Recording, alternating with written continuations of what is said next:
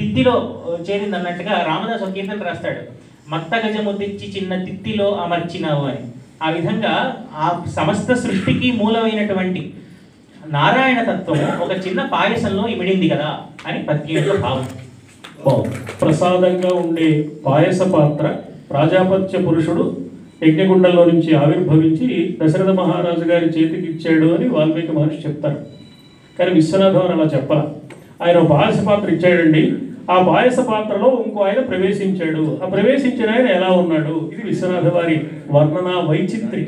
అందుకని ఆయన ఎలా ఉన్నాడు అంటే, ఏదో క్షీరాబ్ది తరగలో శ్రీపయోధనములో తొలిబామ మనసులో తోగు చెయ్య, ఆయన చెయ్య ఇలా ఉంటుంది, ఆయన రూపం ఇలా ఉంటుంది, ఆయన తత్వం ఇలా ఉంటుంది చెప్పి చెప్పి చివరికి సచ్చిదానందమూర్తి అన్నారు.